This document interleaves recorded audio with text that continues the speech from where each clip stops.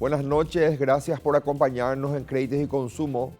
Hoy estaremos hablando del mercado de valores en Paraguay, de su importancia en el crecimiento económico del país y, por qué no así decir, en la inclusión financiera de MIPYMES, de empresas que quieren ser cotizantes en el mercado de valores.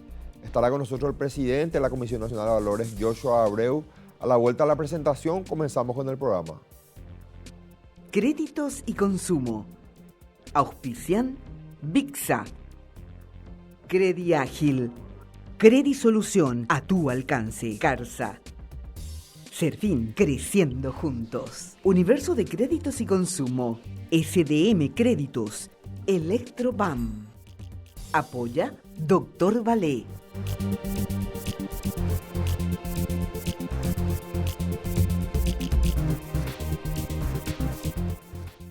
Comenzamos la entrevista con el presidente de la Comisión Nacional de Valores, Joshua Abreu. Gracias, Joshua, por estar con nosotros aquí en Créditos y Consumo. No, gracias a ustedes siempre por la invitación y es un gusto siempre compartir acerca del mercado de valores y todo lo que se hace, el desarrollo mismo del mercado y obviamente en Paraguay que hay mucho por hacer. Joshua, como siempre se dice, la audiencia se renueva y me gustaría arrancar la entrevista y que nos comente un poco para los televidentes nuevos. Ya estuviste con nosotros en otros programas. ¿Qué es la Comisión Nacional de Valores? Brevemente, algunas funciones principales de la Comisión Nacional de Valores, para que la gente entienda en qué consiste el mercado de valores de Paraguay y cuál es la función en realidad de la Comisión Nacional de Valores. Bueno, el mercado de valores forma parte del sistema financiero. Cuando pensamos el sistema financiero tradicional, uno piensa en un banco, una financiera, y también uno pone ahí su cuenta de ahorro, su cuenta corriente y el banco le paga cerca a nada por eso y luego usa ese dinero para dar préstamos y ahí cobra lo que le llamamos la intermediación financiera, el margen de intermediación financiera. Ahora, ¿qué sucede? Dentro del mercado de valores, las empresas vienen, se registran ante la CNB, donde tienen que entregar su estado financiero, tienen que tener calificación de riesgo, que básicamente se ve qué nivel de riesgo crediticio tiene y ese acceso, o sea, esa información está disponible al público. Y al otro lado, tienen los inversores, que vienen a invertir directamente. Entonces, a través del mercado de valores se desintermedia, o sea, básicamente es la manera de democratizar el sistema financiero, no tener el hombre del medio que está cobrando ese margen, sino que el público ahora puede invertir directamente en las empresas y tomar sus propias decisiones y también tomar su propio riesgo, ¿verdad? Entonces, bueno, eso es lo que ofrece el mercado de valores y nosotros desde la Comisión Nacional de Valores regulamos y supervisamos ese mercado, aseguramos que las casas de bolsas, quienes son los que le ofrecen el servicio para poder acceder a la compra o la venta de los bonos y acciones y fondos. Y la bolsa es, como siempre digo, como el Clasipar, es el lugar donde te ofrece la plataforma para poder negociar a través de tu casa de bolsa. Y obviamente también en ese mercado uno debería estar analizando los estados financieros, la calificación de riesgo que va desde AAA, que significa muy bajo riesgo, y luego AA, A, BB, W y B. Entonces todo eso genera una decisión propia. Cuanto más riesgo, normalmente un emisor paga más tasa. Por eso el paraguayo suele pensar, ¿cuánto retorno me va a dar? 18%, excelente. 20%, excelente. Pero hay que tener en cuenta que cuanto más alto el retorno, también normalmente hay más riesgo. Hay más riesgo, ¿verdad? claro. Entonces, dentro del mercado tenemos renta fija y renta variable. Renta fija son los bonos, ¿verdad?, que uno puede comprar de empresas y también la parte de acciones sería la renta variable y los fondos de inversión que también serían renta variable, ¿verdad? Entonces, en este periodo de tiempo ha crecido bastante, inclusive el volumen negociado este año hasta ahora está cerca de 14 billones de guaraníes, que estamos cerca del 77% mayor del año pasado. Sí, habíamos hablado de un fenómeno post pandemia que habías dicho que al contrario de haber una retracción en el tema del mercado de valores, la gente invirtió en Así es, la gente post pandemia. Y cómo ahora, después, ya pasamos hoy en día el tema pandemia, después de un año, ¿hay otra vez un crecimiento, Joshua? Sí, el crecimiento. El año pasado sí fue un año donde, tomando en cuenta lo extra bursátil y bursátil, igual creció. Mirando solamente lo bursátil, sí decreció un poco. ¿Y por qué? porque la mayoría de las empresas dejaron de emitir tanto porque las tasas subieron. De parte del Banco Central, con la inflación, las tasas subieron, el costo capital aumenta. Entonces la gente dice, mira, los proyectos que tenía antes, que eran viables a 6, 7, 8%, ya no son tan viables a los 11%, ¿verdad? Entonces vimos que el mercado primario empezó a caer, pero al mismo tiempo Hacienda fue un factor muy importante en ese decrecimiento del volumen.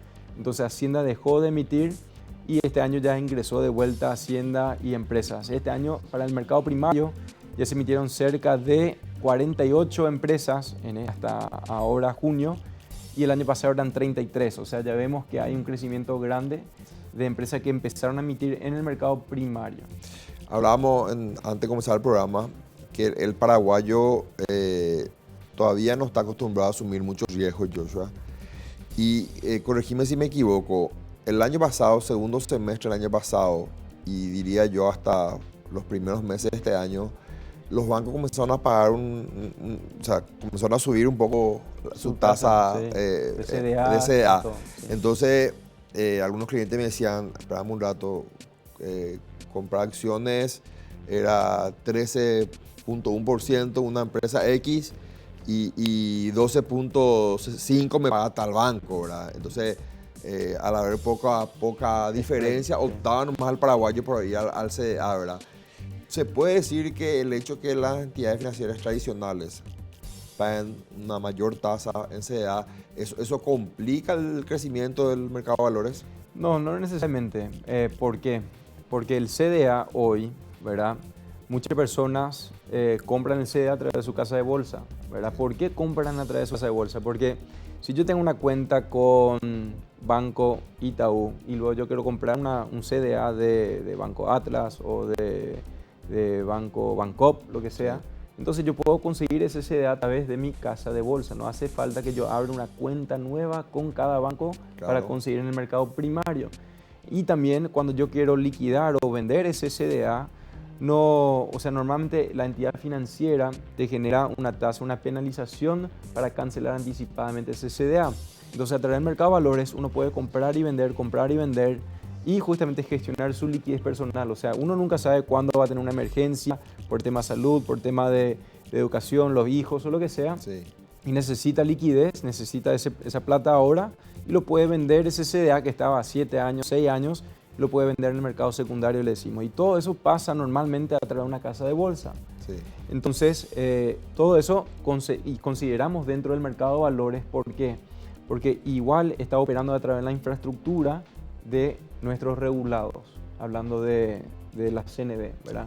Entonces ese mercado igual está creciendo bastante. Inclusive tenemos un proyecto, ahora que ya lanzamos la reglamentación, que se llama los CCNs, los certificados de custodia negociable, lo cual el CDA físico que tenés un papel en cartón, vas a poder llevar a tu casa de bolsa, eso luego se lleva a una entidad de anotación en cuenta, le llamamos, que podría ser la caja de valores o la bolsa, y luego se digitaliza ese CDA para ya negociarlo de una manera mucho más fácil, sin el endoso, sin llevar al banco, etcétera, etcétera. Sí, hablábamos también de que el paraguayo está muy acostumbrado a tener también las acciones cartulares, ¿verdad? De tocar, ¿verdad? Entonces, que eso también complica muchas veces, a veces se te pierde, se te extravía, tener que iniciar un proceso. Y hay un costo operativo, hay un costo operativo alto de poder, perder ese cartón, reimprimir, luego endosar, si querés negociar, tenés que endosar y firmar. Luego también es el transporte. Normalmente, cualquier empresa de seguridad te cobra el seguro para poder transportar cuando estamos hablando de volúmenes grandes. Entonces, facilita mucho la digitalización. ¿Tenés en mente la cantidad de empresas entre empresas y entidades financieras que hoy están cotizando? Bueno, entidades que nosotros le regulamos hoy en la CNB son 248 aproximadamente entidades que le regulamos. Eso incluye auditores, incluye calificadores, casa de bolsa, emisores y administradores de fondos, ¿verdad? Ahora, entidades que cotizan hoy son cerca de 130 aproximadamente. Estaba justamente hablando con el regulador en Chile. En Chile tienen cerca de 150 empresas. Y es un mercado enorme. Sí. O sea, en cantidad no estamos muy mal. Sí necesitamos el volumen en cuanto a la capitalización del mercado, ¿verdad? Sí. que hoy la capitalización de nuestro mercado está cerca de 2.6 mil millones de dólares en renta fija y cerca de 1.000 millones en acciones. Y yo siempre digo, esos mil millones en acciones es de capital integrado. El valor de una acción en papel, el valor nominal de una acción no es el valor real del mercado de una entidad. Sí, entonces yo creo que eso está mucho más para un estudio que alguna persona puede hacer su tesis sobre eso para ver la capitalización de acciones en el mercado valorando las empresas, las SAECA. Un punto interesante. ¿Qué tanto perjudica, Joshua, esta fluctuación y últimamente negativa del Bitcoin al mercado de valores?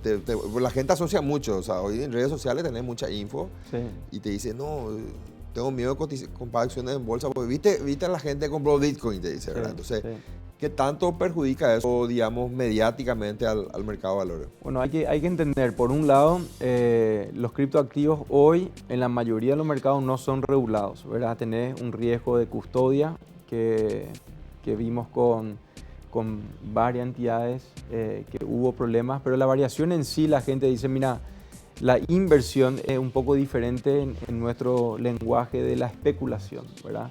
Que uno siempre debería tratar de ver y verificar los estados financieros de una empresa en la cual quiere invertir, valorar sus acciones y ver también versus simplemente meter dinero en algo que el precio está subiendo. Es totalmente diferente la lógica detrás de la inversión. Si yo meto dinero, mi capital o mis ahorros que yo trabajé con mucho esfuerzo para conseguir en algo simplemente porque mi vecino está comprando, otra persona está comprando y el precio está subiendo por la demanda, en un momento obviamente se puede revertir y ahí pierdo mucho en cuanto a la inversión. Pero dentro del mercado de valores sí existe, ¿verdad? Como en cualquier inversión. O sea, salí a la calle y existe riesgo. Salís a cruzar un camino, hay riesgo por donde sea. La ventaja del mercado de valores, disculpa te interrumpa, que yo quiero comprar acciones de una empresa aquí que cotiza en bolsa y yo entro a la página web y si sé leer un balance, tengo ahí la información del balance, ¿verdad? Que Así es pública. Te puede mostrar lo que son hoy en la página web de la CNB se ven los ratios financieros de la entidad, se puede ver si está con pérdida acumulada, ganancia acumulada, cómo está hoy su ganancia, su margen, puede ver su endeudamiento, pueden ver toda su eficiencia operativa. Entonces todo eso ayuda a analizar en esta empresa quiero invertir o no. Y si es renta fija o un bono, tiene una calificación de riesgo crediticio, ¿verdad? Que siempre decimos, mira, para una persona que es bastante prudente en sus inversiones, mira, capaz quiere A para arriba. Pero si en un portafolio tenés lugar, puedes comprar triple B, A, doble A, triple A, ¿verdad? Y alguien que es más sofisticado puede invertir en hasta doble B, ¿verdad? Pero para nosotros en nuestro reglamento inclusive ya fuimos mucho más cerrando las puertas y hoy solamente los inversores calificados pueden invertir en doble B. Porque tienen un alto riesgo en cuanto a una probabilidad de impago. Ese es un buen dato que quiero profundizar un poco a la vuelta a la pausa. Vamos al primer corte, Joshua, y seguimos con crédito y consumo. Volvemos en breve con nuestro invitado.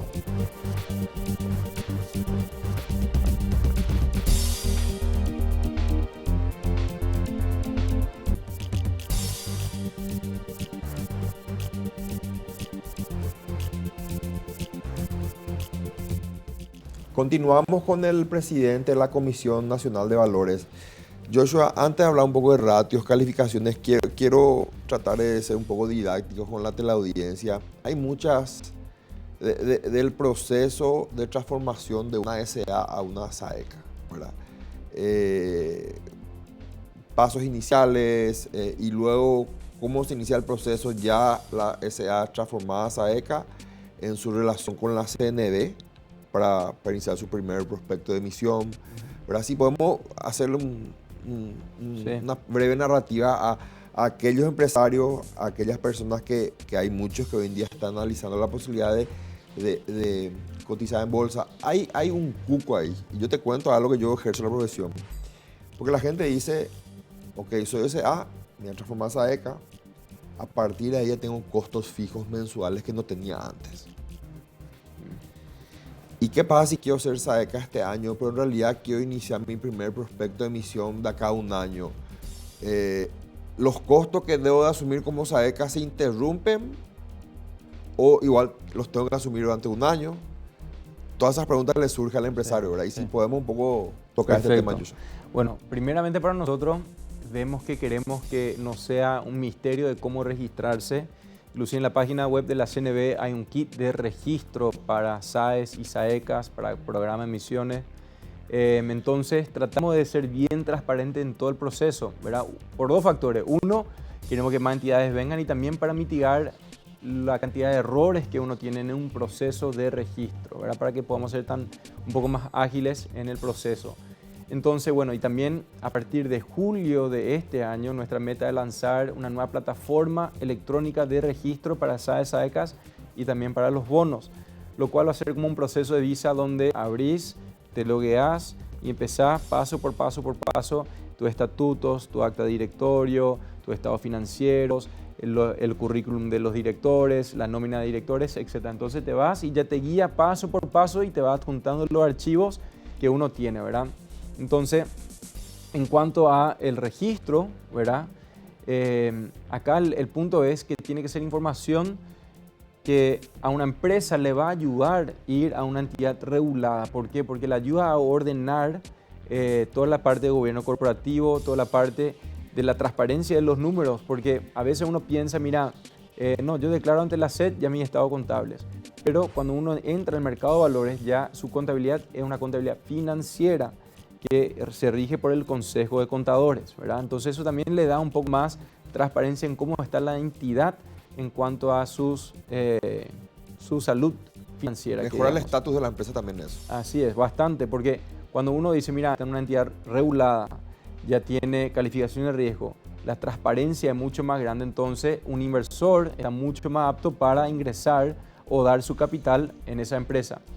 Ahora, cuando pensamos en lo que son los requisitos, una vez que se entra al mercado de valores, si tenés auditoría anual, por un lado, y si tenés emisiones, se paga por la calificación de riesgo. Esos son los gastos que uno debería incurrir para poder ingresar. La auditoría también te da mucha información de cómo está tu empresa, está cumpliendo con ciertas normas o no. Entonces, vos como empresario o vos como empresa, decís, mira, yo estoy haciendo esto mal y debería ir mejorando cosas que te van a ayudar en tu eficiencia, te van a ayudar también en mitigar ciertas pérdidas, capaz en tema inventario, capaz en otros temas, ¿verdad? Pero ahí es algo que pensamos siempre que el mercado de valores ayuda a la persona a largo plazo, ¿verdad? Ir de generación en generación. Por eso las empresas ya dejan de ser como despensas, sino que realmente empresas. Y bueno, en el mercado de valores hay información trimestral. Si tenés emisiones vigentes dentro del mercado, si tenés emisiones de bonos que están cotizando en bolsa, entonces uno debería seguir informando trimestralmente su estado financiero. Siempre hay que enviar el estado financiero anual auditado, eso no importa. Claro. Si sos SAECA, SAE o tenés emisiones vigentes, eso sí se tiene que cumplir. Pero si sos SAE y no tenés emisiones, puedes pedir una exoneración para el envío de información periódica, que es trimestral. Eso es importante que sepa la gente. Sí. Y bueno, y para pymes es mucho más fácil. O sea, para pymes, cuando tenés tu cédula pyme con el MIC, ¿verdad? Sí. Y quieres registrar ante la CNB, básicamente no tenés que cambiar tu contabilidad, seguir manteniendo tu estado financiero de la SED.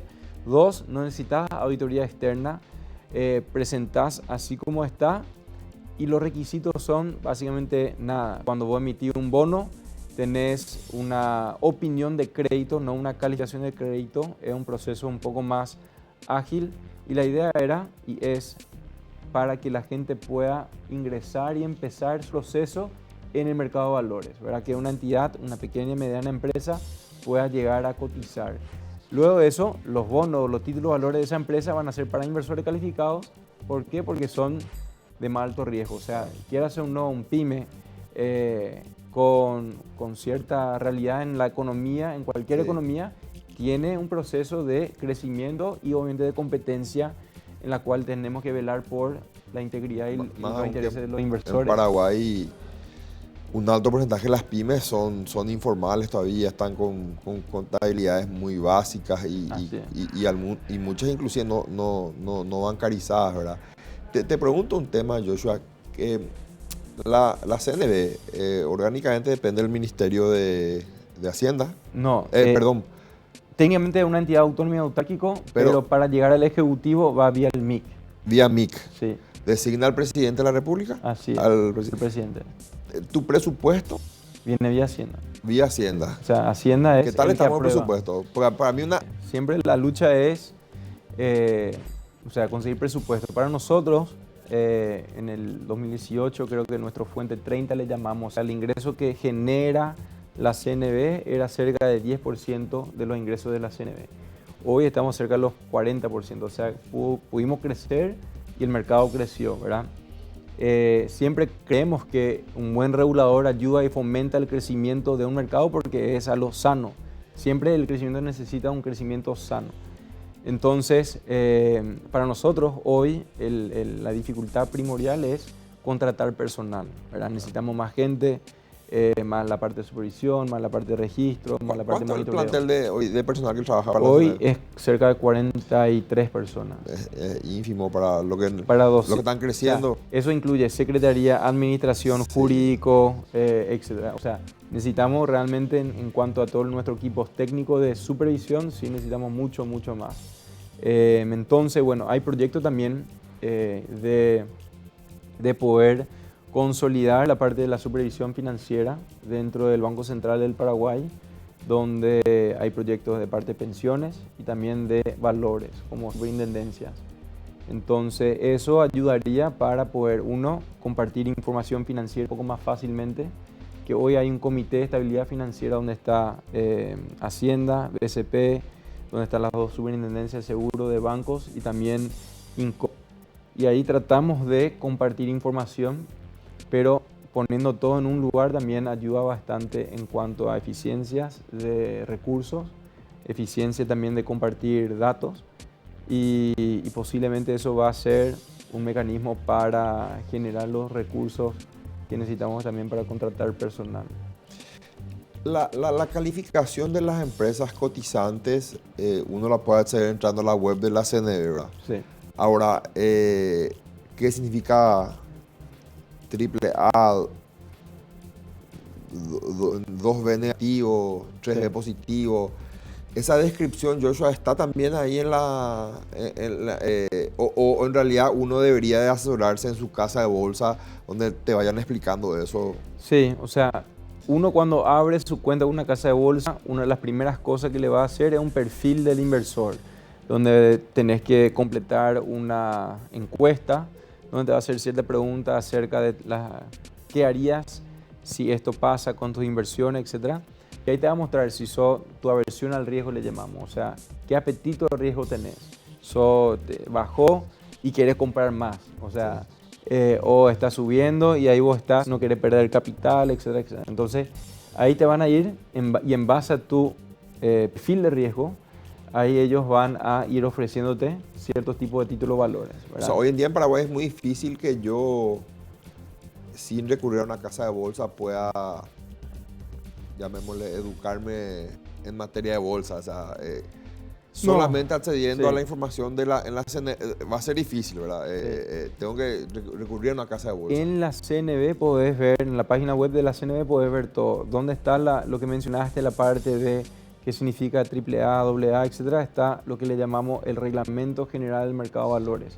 Si sos un abogado o sos una persona Vas a entender probablemente si estás en el tema, ¿verdad? En el tema, así mismo es. Pero aparte, en cuanto a la información general del mercado, sí, o sea, tenés que haber estudiado algo de economía, finanzas, administración o algo para poder entender los gráficos, porque el mundo financiero no es, o sea, es algo que la gente debería estar al tanto de qué significan las cosas para poder tomar decisiones. Y si no estás educado, lo ideal es que puedas, o sea, si no tienes la educación financiera, que puedas asesorarte, que normalmente se hace a través de una casa de bolsa. También podría ser a través de un asesor, pero de igual manera, para adquirir esos títulos de valores tenés que ir a una casa de bolsa, ¿verdad? Y siempre recomendamos, si no tenés conocimiento, trata de ir hacia, o sea, un fondo mutuo, por ejemplo, es lo más fácil de entrar, que puede ser desde 100.000 guaraníes, ¿verdad? Y tener ya diversificación, tener un experto detrás que está administrando una cartera de inversiones y tener liquidez, ¿verdad? Sí, es importante eso. Que es bastante importante porque cuando yo compro un título y yo necesito ahora, por ejemplo, si yo compré bonos por 1 millón de guaraníes, pero necesito 100.000 nomás, entonces tengo que vender todo el bono para adquirir mis 100.000. Versus si yo tengo un fondo, yo puedo meter 100.000, sacar luego 20, sacar, etc. O sea, cualquier monto puedes meter o sacar. Sí, eso es una herramienta muy interesante, la herramienta del fondo. Quiero un corte, yo a la vuelta quiero hablar un poco contigo sobre inclusión financiera, un tema que se está debatiendo mucho en estos días en algunos medios de prensa y quiero escuchar tu opinión. Perfecto. Volvemos en breves.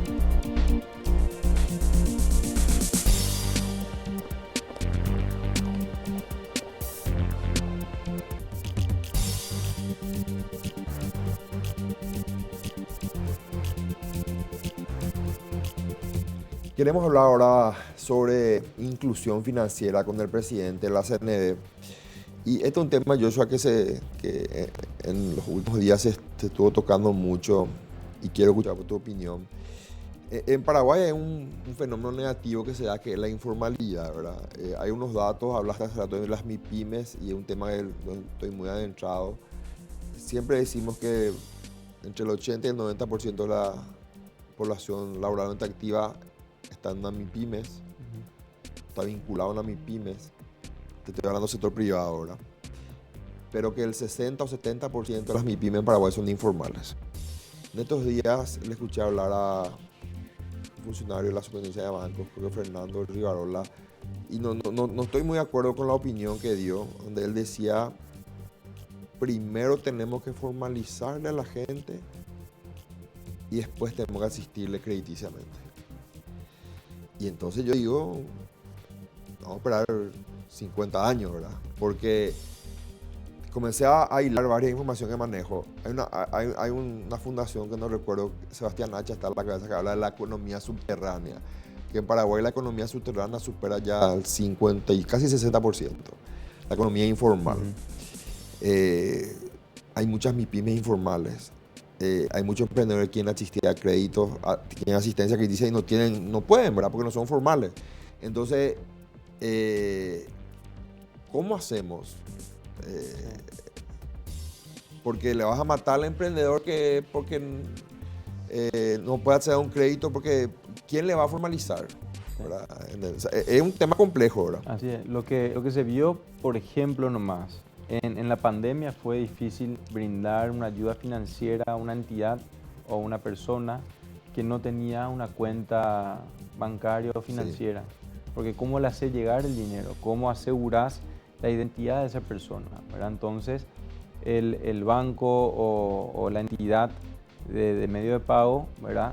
Que también, o sea, tiene entidades como Tigo o Personal, que también tiene su billetera electrónica, y ahí ellos son entidades que te pueden asegurar la identidad y donde puedes depositar algún tipo de ayuda, ¿verdad? Entonces, de esa manera genera la identidad digital. Hoy ya se está tratando de promocionar, promulgar aún más, que facilita un poco el acceso a algún tipo de historial o por lo menos un alcance de parte del gobierno. Es imposible entregar un cheque a cada persona, claro. Imposible. Entonces, bueno, se usa a través de la entidad financiera en la cual podemos mejorar. Muchos países tienen algo que se llama Open Finance, ¿verdad? Que son las finanzas abiertas, que están tratando de promocionar en Brasil con el PIX. Se revolucionó muchísimo, ¿verdad? Sí. Y hay un acceso inclusive en Uruguay hoy por ley, básicamente todos tienen que tener una cuenta bancaria. Sí.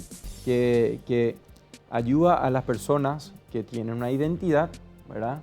Ya registrada, hablando con la Policía Nacional, por ejemplo, que ya aparte ya tenés tu cuenta, donde se te puede pagar salario, donde puede hacer todo, ¿verdad? Entonces, de esa manera se facilita bastante el historial crediticio, la información, y también vos sos, o sea, la persona puede acceder a ciertos servicios que antes no podía brindar. ¿Cómo pagás?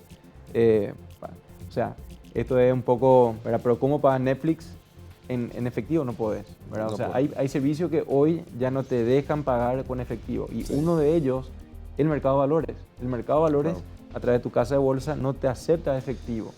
primordialmente por la prevención del lavado de dinero, ¿verdad? Pero también vemos que eso va a ser y será un impedimento para personas que no tienen un acceso al sistema financiero, pero que quiera acceder a las inversiones. Entonces, para eso necesitamos empezar a pensar masivamente cómo podemos abrir la parte financiera, mejorar la parte de vía de diligencia, que es normalmente la fricción de la apertura de una cuenta. La gente te dice, no, piden hasta la cédula a mi perro para poder abrir una cuenta. Etcétera. Sí. Entonces, todo eso hay que ir trabajando desde el regulador, ayudando a la entidad financiera o la entidad que está haciendo el ejercicio y digitalizar cuanto más posible, ¿verdad? Porque todo eso, uno, ayuda la facilidad cuando es digital, y dos, ayuda en mitigar el fraude, en el sentido de, hay personas cuando abren cuentas, presentan sus últimos 6 IVA, pero en vez de 6 millones ponen 6, un cero más, ¿verdad? 60 millones, ¿verdad? Sí. Entonces todo eso genera obviamente un riesgo para la entidad y bueno, para el sistema en general. Hoy en día en Paraguay yo creo que es un flagelo que tenemos el tema de la informalidad, ¿verdad? Y informalidad, no me refiero solamente a la informalidad en el contrabando que vemos, palpamos en la calle, ¿verdad? Con productos que vienen de los vecinos, de los países vecinos, sino hablo de informalidad en la contabilidad de una MIPYME, hago informalidad de aquel emprendedor que el otro día le conocí a una persona, un muchacho, que él hace un año, él junta coco. Junta coco. Y él compró una máquina que su prima le compra y le trajo, China, le trae de Amazon, queda chiquita y presiona el coco y te deja como se hace aceite de coco. Sí. Y ahora ya hace jabón de coco. Y comenzó a vender. Y su problema era que él tenía todo en efectivo, ¿verdad? Y él no facturaba, él no tenía una cuenta. Y quería crecer. Y en su ciudad se hace una feria de emprendedores. Y él quería tener un stand. Y entre los requisitos en la feria estaba tener RUC y tener una cuenta. Y ahí él quedó fuera de la feria.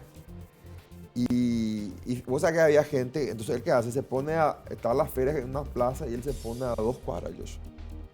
Y la gente iba a la feria y decía, y el que no, allá está. La gente se iba a comprar la otra, ¿verdad?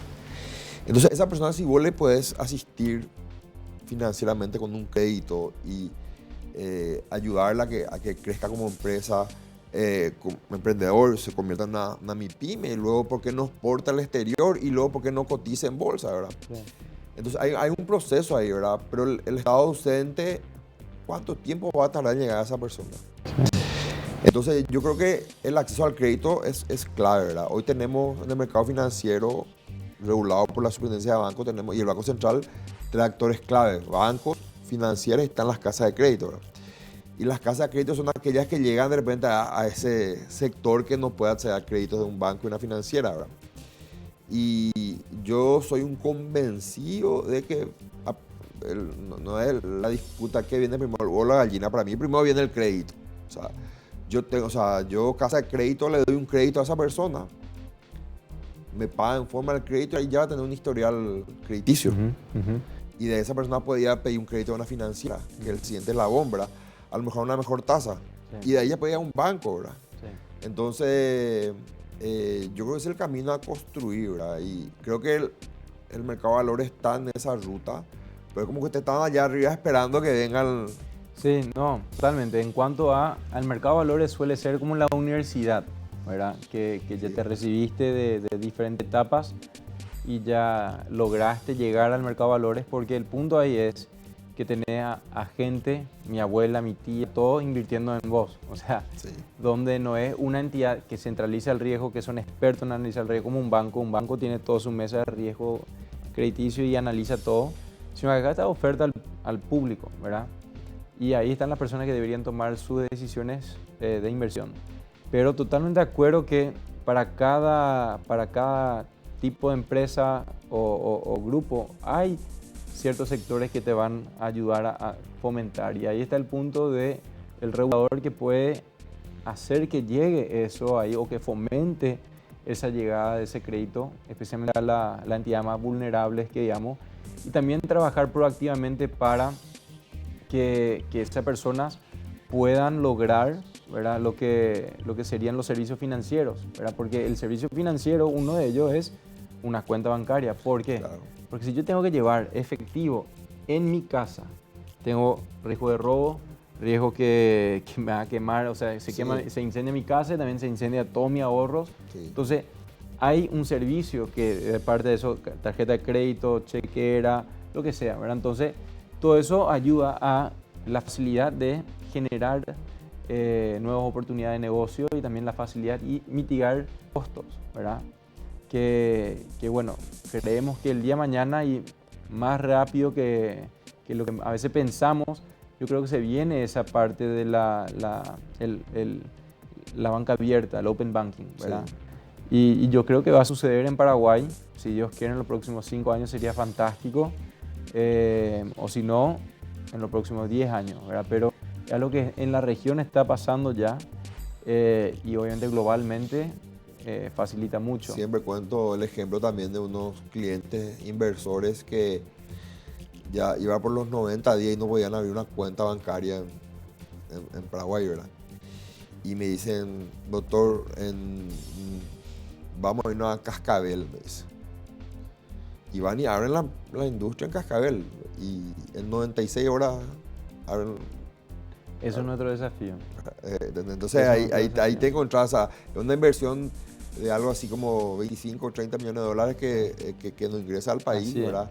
Entonces, bueno, es un desafío. Sí, dentro del mercado de valores, en el 2018 había cerca de 4.000 inversores, hoy son cerca de 21.000, o sea, se quintuplicó, ¿verdad? En un periodo de 5 años, pero al mismo tiempo ahí no debería estar, debería estar en 100.000, 200.000. Yo creo que con el ingreso de los bancos que ya están abriendo su casa de bolsa, como mencioné, Familiar, Atla, Itaú, Continental, Visión, todas estas entidades que hoy tienen su Ameris, que tienen su casa de bolsa, yo creo que la facilidad de acceder luego a eso, a esas inversiones, va a entregarse también a todos los clientes de los bancos, por un lado. Entonces, eso por un lado. Y luego, también el propio banco, el día de mañana yo creo que va a ayudar a que sus clientes, como dije, que se recibieron del colegio y quieren llegar a la facultad, que ahí van a ingresar al mercado de valores de parte de la propia entidad financiera. Así es, quiero un último corte, Joshua, y ahí quiero tocar un tema que varias de las personas que sabían que venías al programa me dijeron, tócale a Joshua este tema, queremos escuchar su opinión, creemos que va a servir para ayudar al proceso de bancarización, ayudar al proceso de inclusión financiera, que es un tema relacionado con las casas de crédito. A la vuelta de la pausa me gustaría hablar del tema contigo. Volvemos en breve con nuestro invitado.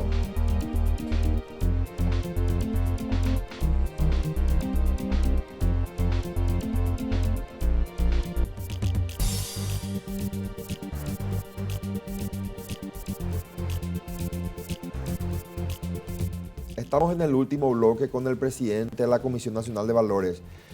Joshua, ¿cómo ves la posibilidad de que las casas de crédito puedan emitir bonos? Sé que hay una cuestión que se está hablando, Sí. BCP, CNB. Mira, hoy el Banco Central interpreta de cierta manera que la emisión de un bono es parte de captación. Y como es captación e intermediación financiera, y solamente las entidades que son financieras y bancos pueden intermediar financieramente. El BCP tiene hoy en día su registro de casas, o sea, de entidades de crédito, ¿verdad? Sí. Entonces, justamente yo creo que hay algunos productos que van a ser muy interesantes para estas entidades, ¿verdad? Que están en conversaciones con el Banco Central. Nada oficial, pero estamos viendo que algunos productos podrían ser utilizados para financiar a una entidad de crédito, ¿verdad? Uno de ellos que hoy ya se puede usar y todos usan es las acciones preferidas, Sí. que son cuasi renta fija, acciones preferidas rescatables inclusive, que significa básicamente que emito esas acciones, pago el dividendo y después de 3 años, 4 años, 5 años compro eso de vuelta, ¿verdad? Es como un bono que el inversor sabe que en 3, 4 o 5 años él va a tener su capital de vuelta. O sea, eso es el bono que vos sabés que yo recibo un monto anualmente y al final de un periodo recibo mi capital de vuelta. Claro. Entonces, la acción preferida rescatable es bastante similar a un bono, A un bono. ¿verdad? Ahora, hay otros productos que prefiero no mencionar ahora, pero que ya Se hay está conversaciones trabajando. con el superintendente de bancos que se haría una consulta vinculante con el Banco Central para ver si con este producto no se consideraría como captación. Y si es que se puede hacer eso, yo creo que va a ser un instrumento muy interesante. Hay un tema que se da con este sector del mercado financiero, que son las casas de crédito que están ya del 2019 reguladas por el Banco Central del Paraguay. Fíjate que al haber una gran franja de personas que consumen microcréditos, sean o no emprendedores, MIPYMES y la población en general que es informal, con alta tasa de riesgo, recurren a las casas de crédito. Las casas de crédito se fondean con fondos propios, o sea, y se fondean con créditos de bancos Y crédito privado. y crédito privado. Pasa, Joshua, que al haber una alta demanda de créditos, el accionista de casa de crédito, en un momento dado, ya no puede, la billetera llega hasta un tope. No todos los bancos le otorgan créditos. Y están las que no cotizan en bolsa. Y están los procesos de regulaciones que vinieron. Entonces es como que dice, ok, hasta acá no me puedo colocar. Y el mercado y esas personas que no pueden obtener un crédito de un banco o una financiera se quedan sin crédito. Entonces ahí es donde viene esta idea de por qué no poder emitir bonos, ¿verdad? Entonces... Ahí el primer paso que se registra ante la CNB. O sea, es el primer paso para uno tener inclusive la opción de, por lo menos, de esas acciones preferidas rescatables, Sí. ¿verdad? Y dos, creo que también bajo el BCP se ve con buenos ojos cuando tenés auditoría externa, cuando tenés todos los Claro. procesos que se podría llegar a ir viendo con el Banco Central en cuanto a opciones de financiamiento para estas entidades. Que obviamente sabemos que son entidades que llegan a ciertos grupos que los bancos y financieras no llegan hoy en día. Claro, y hoy en día yo por eso tengo mucha esperanza en el futuro nuevo ministro de Hacienda, Fernando Valdovinos, porque sé que tiene una formación, él creo que tiene un máster en Chicago, forma parte de los Chicago Boys, como se le llama, que vos sabés que son muy amantes del libre mercado, ¿verdad? Y yo entiendo que la idea es que el mercado fluya, que entender que que existe mercado para todos, ¿verdad?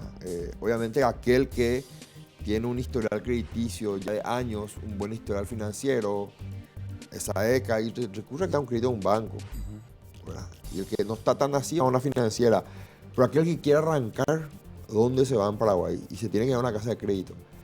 Pero si la regulación es muy estricta, si se le corsetea al sector, el sector lo que va a hacer, ok, yo levanto el pie del acelerador y se queda la gente sin crédito, ¿verdad? Entonces, O si no, buscan...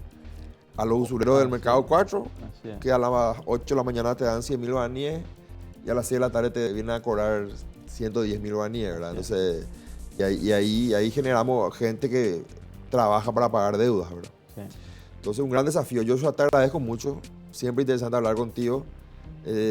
Supongo que vas a seguir al frente de la CNB en el nuevo gobierno. Yo pongo mi voto de confianza, no solo acá del programa, sino mío personal, porque Joshua tiene que seguir ahí, porque la verdad que lo que lograste, te felicito en todo este tiempo, creció mucho el mercado de valores y se respira confianza, que creo que es lo más importante. Muchas gracias, Stephanie. Obviamente hay mucho por hacer y estoy feliz de la confianza que ha puesto el presidente actual en mi persona para poder ejercer, ¿verdad? En estos 5 años lo que fue el crecimiento del mercado, que también fue el involucramiento de muchos factores, el mercado en sí y un trabajo enormemente en equipo. Entonces, pero sabemos que en Paraguay hay mucho por hacer y creemos que este tiempo del mercado va a seguir creciendo y creemos que tiene que llegar al sector más vulnerable, así como mencionaste, que si Dios quiere, esa educación financiera, esas oportunidades financieras va a ayudar al crecimiento que necesitamos para crear el empleo, para seguir generando crecimiento en nuestra nación. Gracias, Joshua. Gracias a ustedes. Esta fue la entrevista con el presidente de la Comisión Nacional de Valores, un programa más de crédito y consumo. Lo esperamos nuevamente el próximo jueves.